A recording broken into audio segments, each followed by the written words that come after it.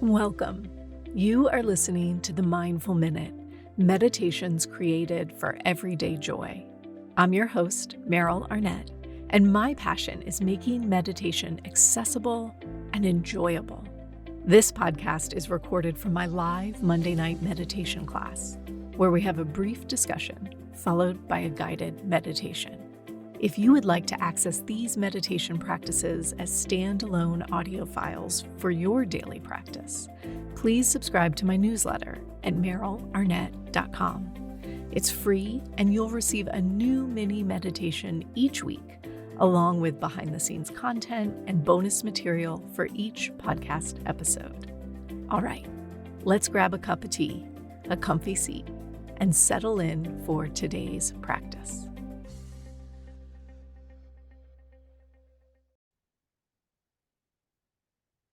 Hello, my friends. Welcome to today's episode of the Mindful Minute. So I have actually just finished recording the most fun conversation. I am so excited to share it with you today. I am talking with Mama, world-renowned yoga teacher and author, Sarah Ezrin. Sarah has written a new book, The Yoga of Parenting. It comes out on June 6th. And we are coming together today to talk about parenting being the most advanced practice, the reason that we get on the yoga mat or the meditation cushion. And we're going to talk about stepping into summer and our routines going up into the air. School is out. We have all these random breaks. Our days look different. We're in the middle of a series about having a stress-free summer. And I think Sarah's book is an incredible tool for us. So Sarah and I talk a lot about how we both came to the realization that these practices, being on the meditation cushion, being on the yoga mat, support our parenting in a way that we deeply need. I know you guys know that my personal mantra for practice is patience, presence, kindness. And as you'll hear in the interview, Sarah works with patience, presence, acceptance. Like these threads are so personal and so universal at the same time. So we talk about how we practice in the summer. We talk about postures that make a difference for us as parents. We invent a new description for one, reclining mountain. I'm really digging the visual of reclining mountain as a parenting technique. We talk about fierceness and being in the fire of really difficult, intense, or chaotic moments. And we talk about the realities of our practice as parents. And sometimes I think it can be so valuable to hear from other parents, yeah, things are chaotic. It's not the same every day. It's not a magical 2-hour practice every day that we read about in a book. It's real life. And it's bringing these practices alive for ourselves, for our families, so that we feel grounded, connected, and compassionate towards ourselves and our kids. I hope you love the conversation. I had a blast with it. And I want to highlight that at the end, and I'll tell you now too, Sarah gave us a discount code, which is so nice. So her book, The Yoga of Parenting, comes out on June 6th.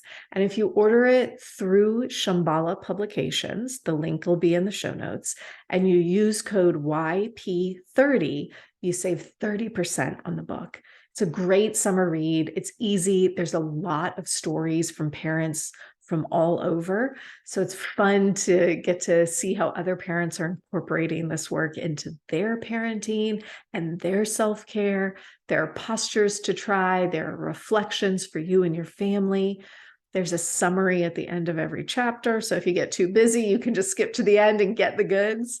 So all that being said, I hope you love the conversation. Let it be fun, let it be stress-free, and let it support your summer. Sarah, I am so happy to get to chat with you today. Thank you for taking some time.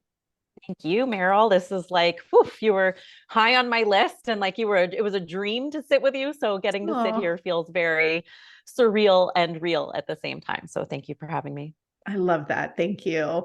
I'll tell you, it's really funny. Every once in a while, I'll get a book and I'll read it and I'll be like, this person and I were meant to be friends. And I had that feeling with you, which is funny. I can always tell because my prep is very different for somebody that I'm like, oh, we're just going to talk. Like, it'll be fine. We'll just talk. And some people I'm like, I need some questions. I need to be prepared. But I want to read this quote. So, I got a little advanced preview copy of your book, The Yoga of Parenting. And inside it comes like a little marketing sheet, right? It's got like a little write up about what the book is and your bio and all that. And this is the quote that they pulled out of the book. I have been meditating for nearly 30 years and practicing asana, the physical practice, for over 20. And I can say without a doubt that the most advanced yoga I have ever done is raising children. And I was like, well, she knows me because that has been my exact experience. And I'd love to maybe start with a little bit about your version of that experience of practicing yoga, meditating, and becoming a parent. Mm. It's so funny. I'm like, is everyone doing the math? So, I was like, wait, 30 years. I started meditating when I was 12. It was a technique that a therapist had taught me. So I had started Mm. meditating on her couch. I have generalized anxiety disorder. I've had it my whole life. And it was incredibly powerful for somebody who was constantly in fear and constantly in the future to do these visualization meditations. Like, and I was like a kid too, so she would have me lie down and then we'd do like almost like yoga nidra, which I now know is yoga nidra, but I didn't know what it was at the time. And then when I came into like doing the physical practice, it was like, wait, okay, all these things, they go Mm. together. But of course, being someone who is highly anxious and coming from a background, with I have, histories of addiction and eating, obsessive eating, I channeled all that into obsessive yogaing Mm. and obsessive chaturangas and obsessive, like, must practice for 2 hours a day, must do this, must do that. And everything was so regimented to the point that I wasn't even dating. Like, I always joked that the date would be you have to meet me after my class. You have 10 minutes to stand in line at Starbucks with me while I get my coffee to impress me. And then maybe I will go to dinner with you. Maybe I will risk being tired the next day for my practice. But, it's a much longer story, but I met my husband, things changed. I moved up to San Francisco and suddenly we were on the path to becoming parents. And the second I got pregnant the first time, my everything was out of control.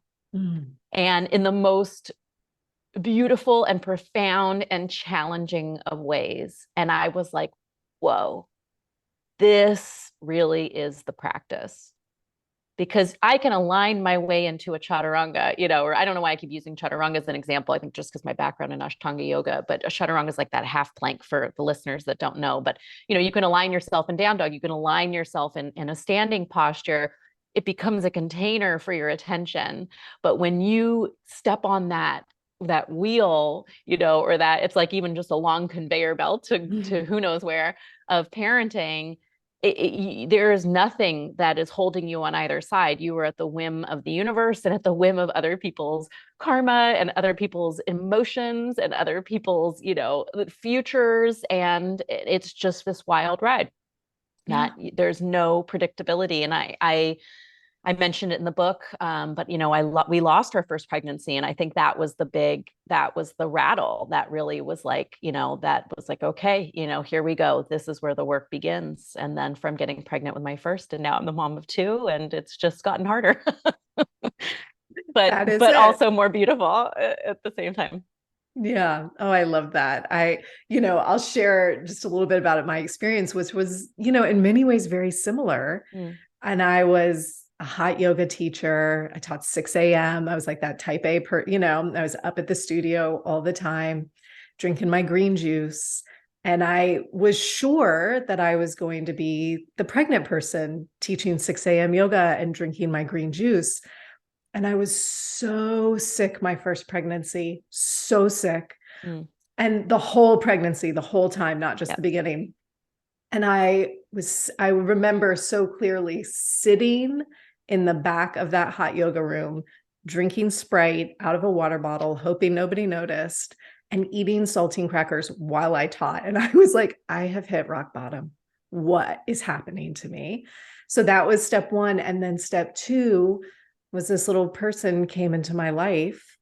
And as he became a person, right, as he started exhibiting his own personhood, I was like, I had no idea I could get this angry. Where did this anger even come from? I thought I am like doing my yoga and my meditation and I'm fine all the time. And so that was the moment where I was like, oh, this is what I'm practicing for. So as I picked up your book and I was reading, and it's so beautiful. You have a pose for each chapter and a theme that sort of carries through each chapter. And I was there for the ride the whole time. I was like, oh, I see that, or I can feel how that connects to all of these, parenting is all the things all the time, right? And these poses I could feel the connection in your book. It was beautiful. Thank you. Thank you. I mean, I think a big part, as you read in the book, is like, it's not even just my story. It was the weaving together of all these different parents' stories. Like that, was the coolest part. And I think that's what really kind of tied it together, is that we're all the same, right? Like, we could live in totally different parts of the country. We could vote entirely differently. We could, be entirely different, on the surface. But then when it comes down to it, parenting is that great equalizer. And so talking to all these different parents from all over, and, different identities, and, different amounts of children, and, children coming into their lives by totally different reasons and different means. And yet all of us have that same intention, which is to be connected and is to be the, more even place, but that we also all get angry and we also all freak out, and we also all lose it at times, which is all, part of it. Yeah. So I want to ask you a question, which is, I think if we look at a lot of the sort of wisdom traditions across time, the emphasis had really been renunciation. It had really been, I'm not going to follow the family life. I'm not going to own a home or have a job. I'm going to step out of that to do these practices. And because that's the case in so many places, I mean, not everywhere, definitely in Tantra, in some places we hear stories of householders. But because that's the case in such a majority, I think it's very easy to look at practices like yoga and meditation and say, well, that's not for me. Well, I'll do that when my kids are grown. I'll do that when I have the space and the time. And what I see in your work is you calling for, like, this is the space and time. And I wonder if you could talk a little bit about that little sort of mental shift that you're asking us to make. Just for the people who are going to watch on YouTube later, something went crashing on the side. So if they all saw me like panic and everything went mute, or maybe it wasn't muted if you're at No, home it's listening, fine. just a little heads up. It's like you're jerry rigging everything here for your like podcast booth. Yeah, I mean, I think I had that misconception for a very long time. And it's also the lineages under which we studied. So personally, my teachers came from Krishnamacharya's lineage. I came from the Ashtanga yoga tradition. My teacher was a student of Sri K. Patabi Joy. And she started our studio, because I started at Yoga Works, with a student of BKS Iyengar. So it was very much from this one source. And a lot of the studies were based on Patanjali's Yoga Sutra. And, much of that was about kind of, it's definitely a guidebook for living, but there's also this implication at times that you are trying to realize this state that is, all encompassing and, ever immersive, the samadhi state, which is not a state that you're like living and actually part of the world in, right? It's renunciation and brahmacharya, which I listened to one of your recent podcasts on, which is the sexual management of energy. Like, in other words, don't procreate, don't even like, have a relationship. All that stuff was promoted because spirituality and your practice was elevated. But when I started to dig in and do the research for the book, I talked to people from the tantric tradition that were like, stop looking at everything through this one lens.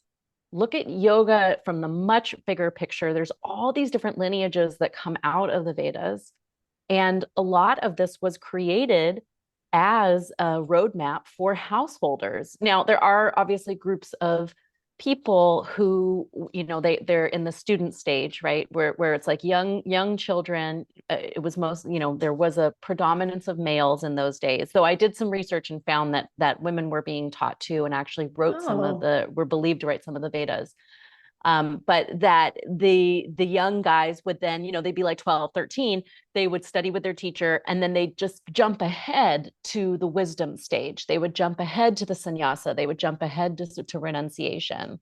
But that was just a portion of them. That wasn't the path for everybody. Obviously, society needed to be thriving. And the other majority of them would then, it would go from student stage, learning with your teacher, into the householder stage. And that's what we are all in. So it's like, I think we keep thinking of like, and maybe it's just our Western approach, and like, that's why like I didn't write anything about the history of there. Like, who am I to share about that? But it's this idea of like the jumping ahead to the most spiritual moment, right? Like that there is of a course. path to get there. And that seems like appealing. And I think what people think is like the most advanced. But really, when you look at everyday life, that it's actually, you have to go through each of the stages. You have to be the young kid learning and making your mistakes. You then have to be in the young adulthood to early, midlife, beyond midlife, to be creating your family and learning your lessons there. Then you become the wisdom or grandparent stage, right? Where you're Mhm. starting to do hands off, a little more interest in the spiritual realm, but still part of the everyday physical. Then you enter that wisdom state. So it's like Mhm. really, and they're called the four ashramas, right? They're the stages of life. And again, I'm not an expert. You should bring, somebody who has who's from Southeast Asia or has that culture to share about it. But that's the idea, is like that there are different stages. I mean, and we see it in the Western world too. But how do we find the holiness in all of them? Mm. Yeah, it's, there is, I think it can be very easy to say, like, here's the ideal, and this is the life I'm living. And if only I could get here, then I would be so peaceful or wise or whatever. And what I see in your work and what I feel in these practices that we do is that it's really it's not about creating this perfect life. It's just about saying, actually, I'm right where I'm supposed to be. Like, this is the practice. This is the heart of it right here. I noticed something interesting. So this is like also from the little promo page. So funny. I know you from this page. I haven't even Um, seen that page, by the oh, way. I'll email it to you. It's Yeah, great. They did a great job. Whoever did it did a they great did a job. great job. Yeah. And it says, this is like the little subheading on the page. Mom and yoga teacher Sarah Ezrin offers 34 practices to find more presence, patience, and acceptance with your child and with yourself. And what jumped out at me is, and listeners will recognize this, the mantra that I created for myself as a parent within my meditation practice for years, for 8 years now, my son's 8, every day is patience, presence, kindness. Mm. And so when I read that, I was like, that's so interesting that your words are patience, presence, and acceptance, which I actually see a lot of relationship to kindness in. And so I thought maybe we would talk a little bit about those like, why are those the qualities that we're calling on? Why are those the pieces that as parents we're like, this is what I need to get through my day, to be the parent I want to be? Well, I think the big part of that I really wanted to hone in on was the self kindness of it. That it wasn't like so that we're going to be kind to our children. I think like that's, you presume and you hope, but obviously, then you have a terrorist of a toddler and a teenager, and it's like, but it really is, it was that final piece. I was reading all these books that were making me feel terrible about myself. I mean, that was really like the origin of it. And I couldn't find anything that was really from our lineage. There was a lot of mindful parenting, which was more from the Buddhist perspective. And I was like, well, where is the book that's giving us the same permission that I find when I step on my mat and my down dog is much tighter than it was the day before, or the kindness that I hear from my teachers and the people that I study under? Where was that? And so that was a really, really important piece to this book. How are we kind to ourselves first? Mm. what do we do to, and it's that idea of being present with ourselves first, being patient with ourselves first, then we can share those qualities with the people that we love. But it's only until we give those things to ourselves, or we cultivate those qualities within, that we are even able to, act in the same way towards others. So that was a huge, huge part of it. I was probably not even really answering your question, but it was a part that I wanted to highlight and hone. And yeah, I mean, that's what I needed the most of, right? Was like cutting the guilt, owning those moments of quiet time and solitude for, filling myself up, just really doing what I need to do in certain moments, even if it means eating first and people are crying, going to the bathroom first, which I know sounds, as the mom of young kids, but it's like, sometimes you have to make that choice. People are crying and it's bedtime, but you got to take care of yourself in that moment. That's the kind choice, so that I can then show up and be patient and present. Yeah. Yeah, I really hear that. And it's interesting because all of these qualities have so many layers to them, right? And I think it can be really easy to be like, oh, I am so patient, until it's tested in a way that it hadn't been tested before. I think that's true even as our children age, right? You're like, the minute you think, oh, I got this phase down, your kids change. And you're like, Yeah. well, what is this new crisis that I'm dealing with now? And so that ability to pull that kindness in for yourself, because you're learning too, right? We're learning too as parents every day how to parent these little beings in the world that are not mirrors of ourselves necessarily. They're their own beings. So each chapter has a yoga pose. It starts with a pose. And the first pose is constructive rest. It's Shavasana, which would typically be the last pose in a yoga class. Why are we starting there? Well, it is constructive rest. We are starting on the floor, but it's not Shavasana, right? Oh, Like, okay. so Okay. I do Shavasana towards the end. And the reason that and it's the same. So when I do start a class and people are lying completely prone, okay, so constructive rest, you're lying on the floor, your feet are on the ground, your knees are together. But even if Okay. I'm starting my classes where people are lying flat on the floor in what we would traditionally call Shavasana, I always call it Supta Tadasana instead. And the reason Mm. that is because I it's the energy and the intention of what we're doing in that opening posture. Now, it doesn't mean that you can't, there is that idea of getting still, getting low to the ground, being in yourself. There is a rebirth element as the practice begins, sure.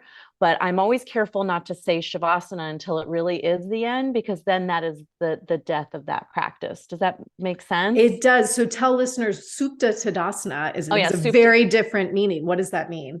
So, okay, so Tadasana is standing in mountain pose, where it's just a very conscious, intentional stand. Mm-hmm. Your arms are by your sides. Tadasana means mountain. Anytime you hear the word supta in front of a pose, it means supine. It means to recline. So when you have someone lying on your back, like you would to go take a nap, or like you do at the end of most yoga classes, which we call Shavasana, when I'm writing out my sequences and how I teach it in my teacher trainings, is that this is actually not the energy of Shavasana, because we're not just, and it's not, the other thing with Shavasana is that it's an immersive connection, right? It is like you are melted into the floor. Every part of you is cracked open. It is that moment of samadhi that we all seek, that we talked about earlier. It is that moment of, just omnipresent connection that we talked about, some spiritual seekers and some texts like laud as like the goal, but obviously you can't like live your life like that, right? Like, who's going to like feed you? But in the beginning of practice, it's different, right? In the beginning of practice, it's really hard to drop into that immediately. In the beginning of practice, it's almost like you're having to disconnect from everything around you to tune in to what's happening within. So I try to differentiate those two. Mm-hmm. I think that, like, now that being said, starting on the floor and ending on the floor, I think is also really powerful too, because it's like you are kind of starting in a shape that's the same, but you've gone through this big journey. So it's I, like, yeah, yeah, sorry, that was a so very I long have, answer. no, it was a great answer. And I've never heard slash used the term Supta Tadasana, which I'm now completely obsessed with, because that visual of, I mean, I know reclining isn't quite right, but that's what I'm envisioning. So I'm going to use it. Reclining mountain, like Yep. that strength and softness. And I know you also highlight this quite a bit in the book, but that strength and softness together is what we're calling forth. Mm. Yeah. I like reclining mountain. I think you can call it whatever. It's a synonym, There you right? go. It's all the Right. same. It's just a good, I can see that. I'm like, yeah, I want to be a reclining mountain. That's who I want to be as a parent. That And I sounds hadn't even like, thought about that part of it too, which is like, yeah, I mean that like there is the softness on the bottom, and then I like that, Meryl. See, okay, this is see, here we yeah. go, creating something new. I love it. Well, let's talk about some of the other poses in the book. Like, what are some poses that we can call in and the qualities embodied within them that we might call in for ourselves as parents? So I'm laughing because one of the poses is chair pose. Ooh. And the original vision of the book was that every chapter was actually going to start with a story about somebody that I had interviewed, and their story ended up getting woven in a little bit because the publishers, like, they moved mine up front, which is lovely. But my original intent was like, let's showcase all my friends. But part of that was going to be that I wanted a picture of them in each of the poses. So I assigned chair pose to the chapter on tapas, which is all about challenge and transformation through hard times. And the person I assigned it to, literally, like, we never talk on the phone. I sent him an email and he called me and it's like, why? Why is this my phone? And I was like, that's why, because your whole chapter is about, facing the challenge as gracefully as you can, finding the breath when everything is trying to take it away from you, and coming out the other side way more yourself than you could have ever imagined. So chair Mm. pose is one of them. Yeah. And do you want me to go further on that one or just name another one? Well, so tell me if I'm remembering correctly, but I think I remember like one of the themes within that chapter on chair pose was you referenced that it can be translated as fierce pose, correct? Mm, Is that right? yeah. And so Yeah. that embodiment of fierceness, which is interesting. Again, it's like here we are with so much paradox in everything we talk about. But you're like, oh, gentle parenting is the thing. And it can be easy to think that there's no fierceness in that current trend of parenting, and yet we're calling forth fierceness for ourselves. Yeah, and like again, would I be fair to say you like a love words? Or are you a little bit? I'm a I word nerd, do. so I like okay, love because I could words. tell. All right, I was like, okay, we really are. We'll stay after and have tea. I think, but that's the thing with fierceness, right? Is like, so what fierceness, ferocity can sometimes get misconstrued, even anger itself. But Mm. often ferocity is associated with anger, which is then associated with negativity, right? We assume automatically that anger is a bad thing and we don't ever want to be angry. But we forget that ferocity and anger are necessary, basic human emotions that help to create change.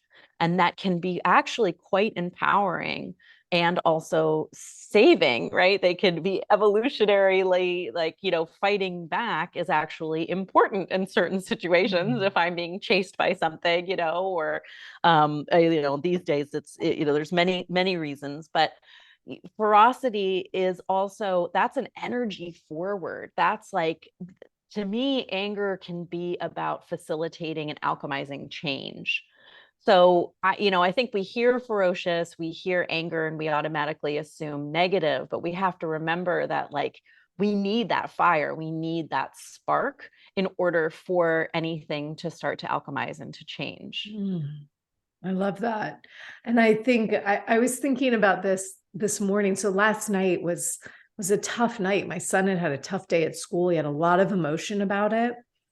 And, at least for me personally, ex- witnessing my child experience big emotion that I can neither take away nor fix is one of the hardest things for a parent. Like, all I want to do is jump in there and be like, let me fix this for you. And I know that I can't.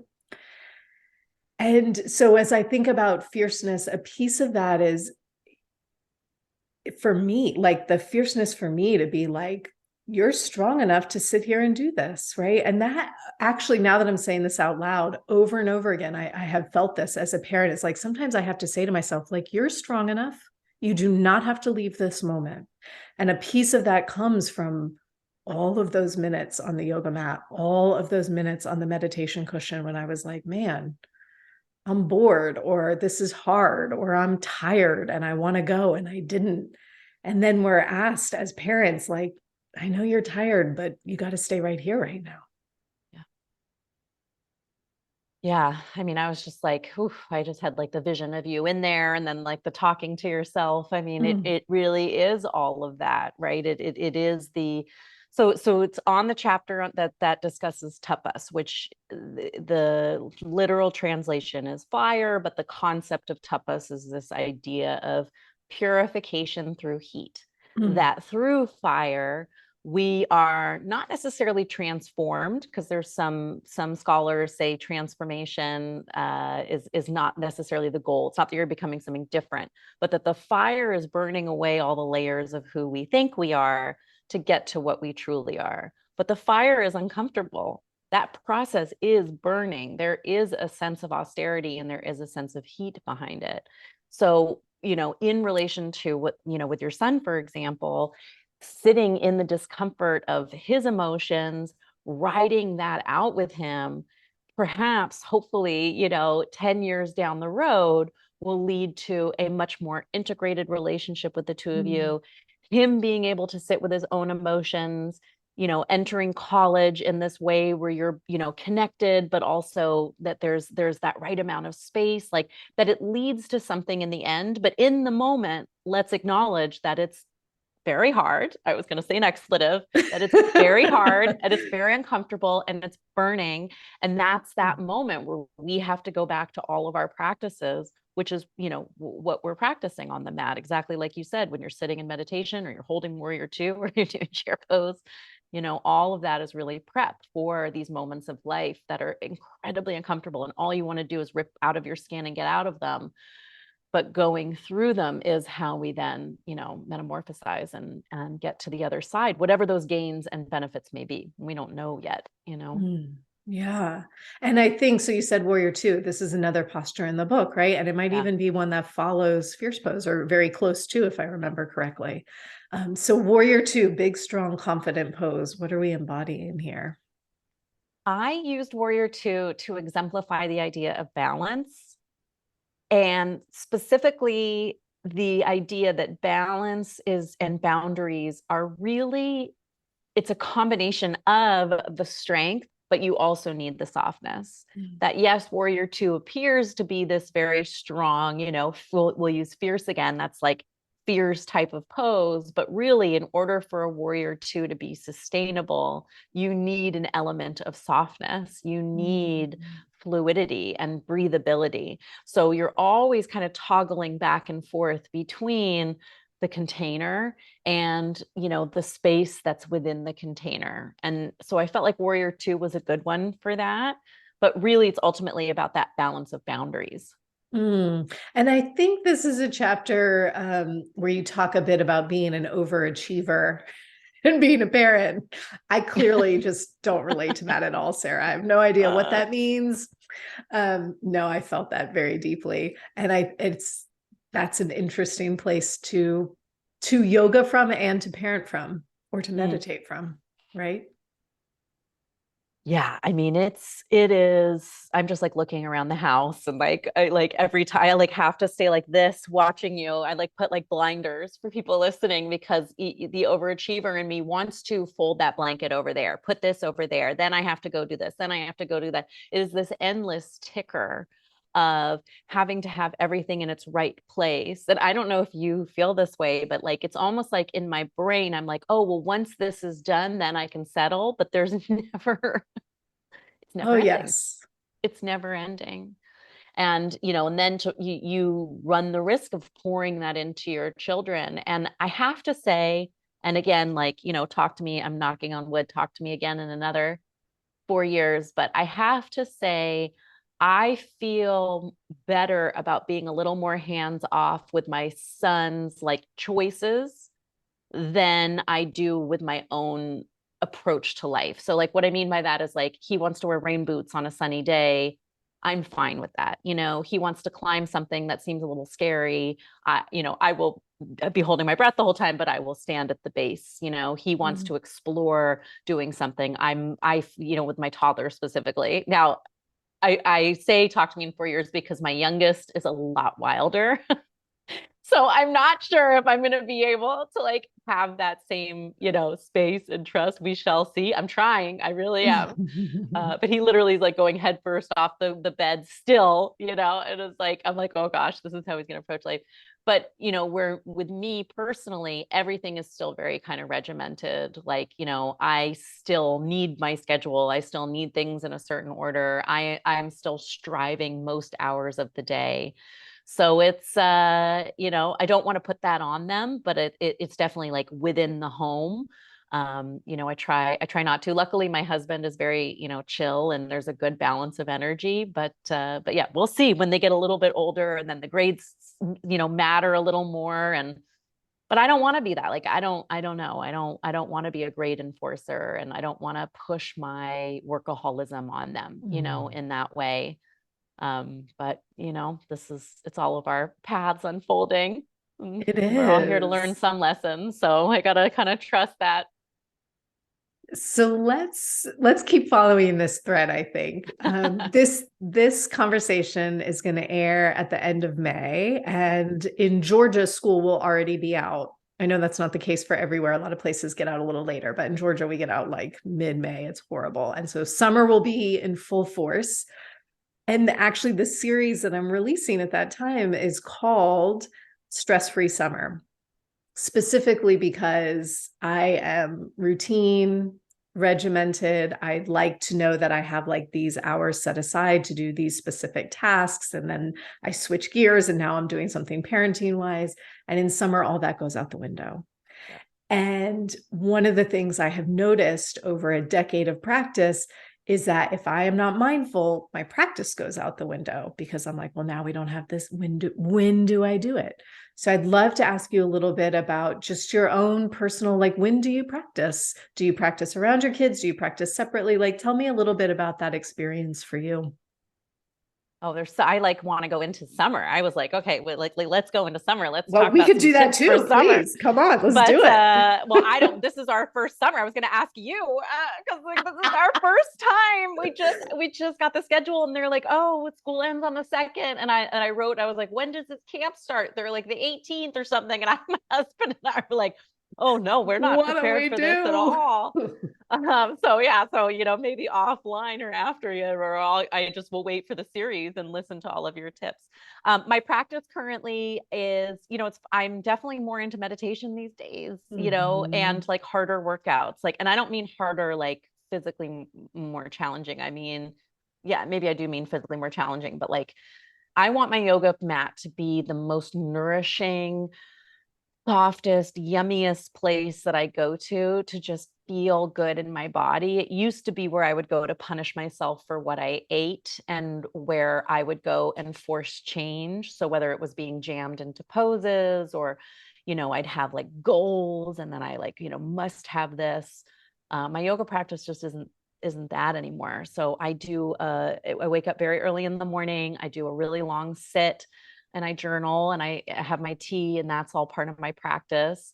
And then if I do go to the yoga mat that day, it's just a lot more like close to the floor, a lot more kind of revolutions, moving in circles and things like that. Stuff I just that's just not what I was raised doing. I was raised very classical yoga traditions, and just really gently. And then if I want to go get, sweat, if I want to get my workout on, I'll go to like, a spin class or something, like I'll hike outside or something that's a little bit more like out there, but I'm doing it with the intention of, getting my heart rate up and getting my energy levels up, not from a place of punishment, which is, Mm. what I had done. I'd been channeling all that into yoga.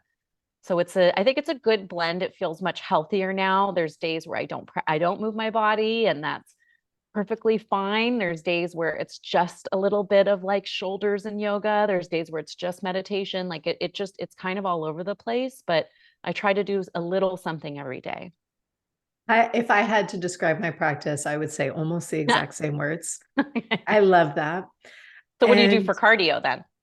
so I have a Peloton bike right over here off the camera. So Perfect. I Yeah. spin, but truthfully, more honestly, I walk. Like I'm a walker. I love to Mm. walk. There's a trail very close to my house. So I go out in the woods as many days as I can.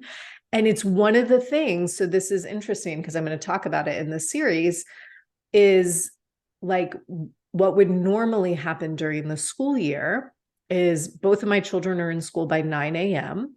And at 9:01, I'm on the trail.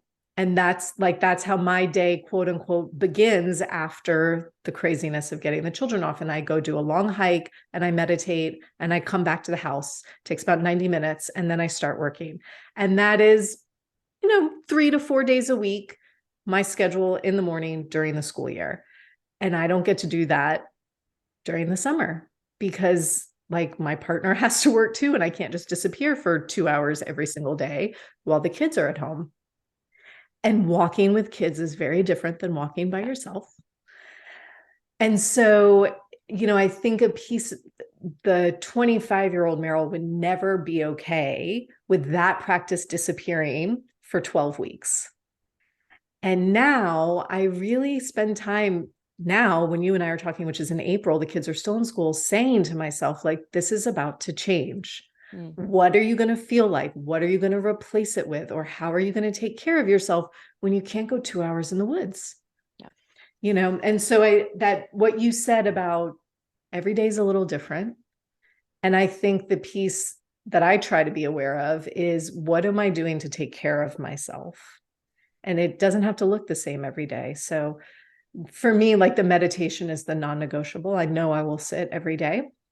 But the yoga and the walks, they'll become a little more sporadic and they'll likely have children tagging along. So they'll feel different, but it's just going to be part of it. Yeah, I mean, you got to be really creative. It's much easier when they're babies and you can strap them to your chest and then they'll And move they at your fall pace. asleep, right? Yeah, right. You can go anywhere because and even now my son is 1 and I still like strap. It's like his full and he's huge. So it's like I've got this like 5-year-old, it looks like strapped to me. I'm like, I promise he's 1. But with the toddler, you put him in something that he can like a scooter or something, but he can't hike with me. I can't do my hikes with him.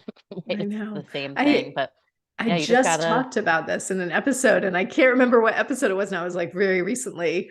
And I was saying like anybody who's hiked with the kids knows like, some days, so my kids are 8 and 4, and some days we make them walk a lot.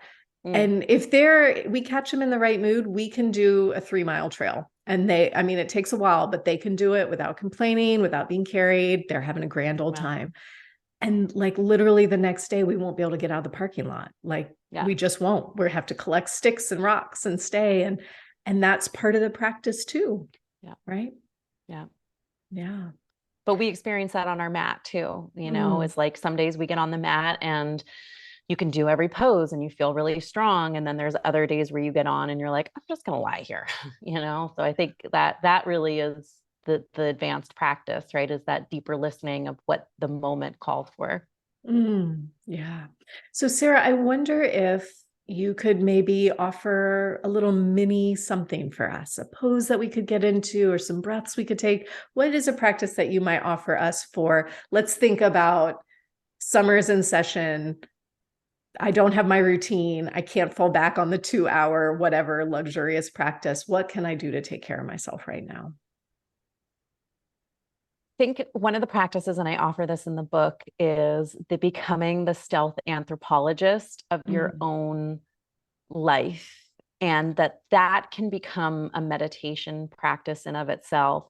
So really and I'll talk us through it in a second, but just to give the gist of what it is, sitting back and becoming an observer of all that you see around you, so that you are grounding in the moment, you are completely plugged in, but you're also practicing the idea of non-attachment. You're not trying to influence anything. You're not trying to change anything. You're just simply taking in all that's in front of you and around you. That sounds awesome. So we'll do it, wherever you may be. And of course, if you're driving, please don't close your eyes, but you can absolutely do this driving, and you can do this walking. And for those of you that are sitting but don't like closing your eyes, all you need to do is start to get settled, whatever that means for you. So for some of us, it's stillness. For others, it's in motion. Your heart rate will tell you. Your eyes will tell you, the corners of the eyes, what is something that feels settling for you positionally. And just take a full breath here.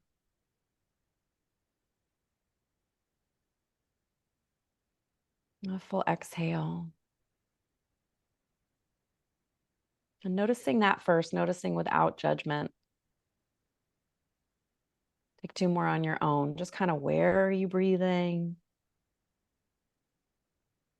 Without story, if it feels shallow or rushed. And how maybe just by simply watching it, one more, it's become to lengthen a little.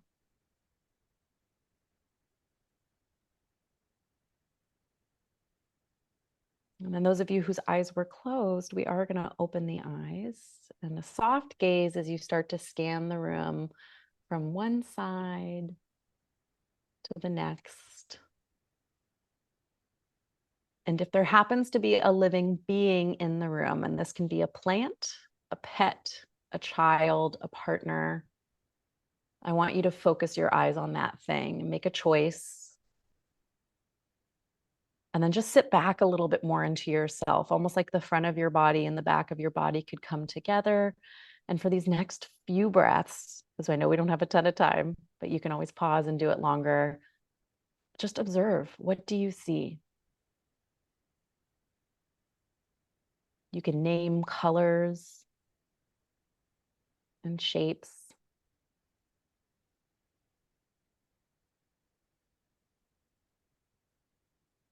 You can notice parts of movement or parts that are still.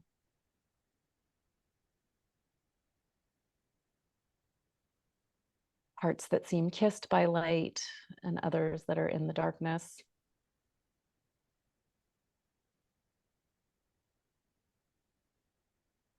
And then as you take your next inhale, almost like you're breathing that thing in towards you.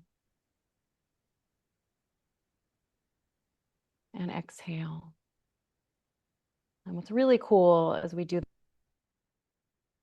watching, observing, is if it is a dog or a child, even if they're way across the room, our breaths can start to synchronize together.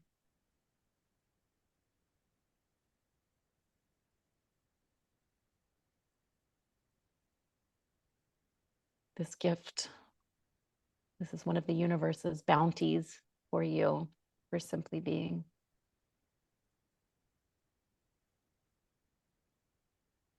And then you can go ahead and close your eyes. And if your head was turned quite a bit, just bring it back so the chin's over the chest, or simply turning the head and gazing down. One more deep breath in.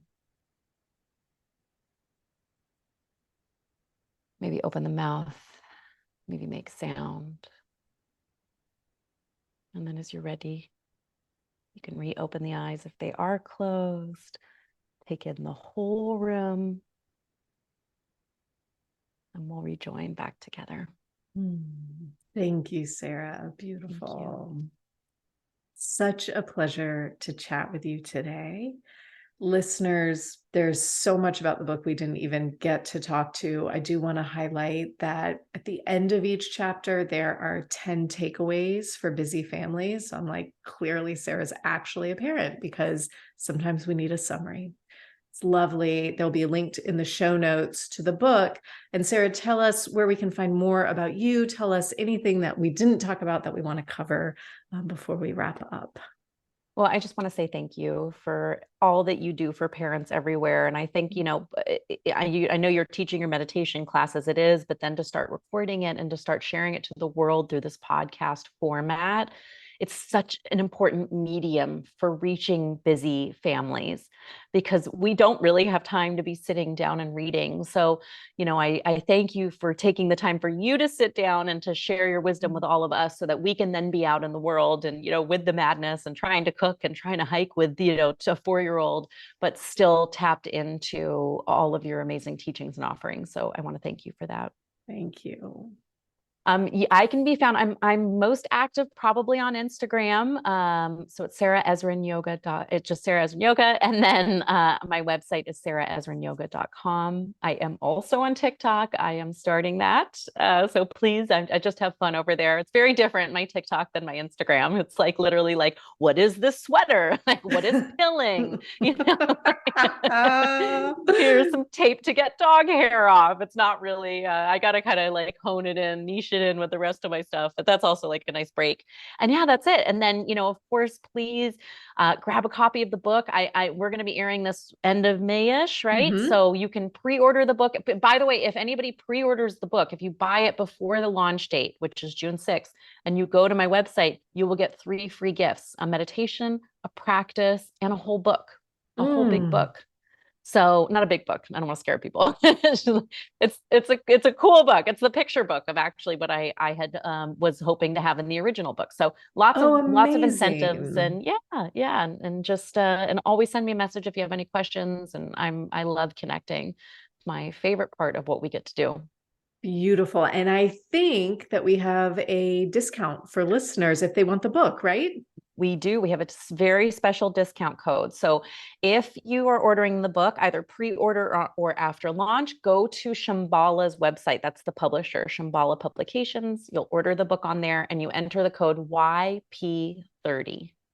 YP30. And then you go back to my site, upload your receipt, and you get all your free gifts. Really easy. So you get 30% off the book. You get all these amazing gifts. So nice of you. Thank you for that. Listeners, all those links and details will be in the show notes. So if you're like, I want that, you will be able to find how to get that. Sarah, thank you. So fun. So glad to meet a new best friend. I hope we can do it again. Thank you. Thank you. Thank you for all you do. Thank you.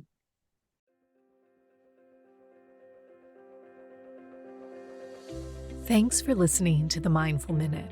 If you enjoyed today's episode, please consider sharing it with a friend or leaving me a review wherever you get your podcasts. This helps others to find the show, and let's face it, we could definitely use more meditators in this world. The Mindful Minute is recorded on Muskogee land and produced with the support of Madeline Day Production Management and Brianna Nielsen Virtual Assistants. To join my live classes, ask questions, or learn more about my teacher trainings, please visit merylarnett.com. Thanks again for listening. I'll see you guys next week.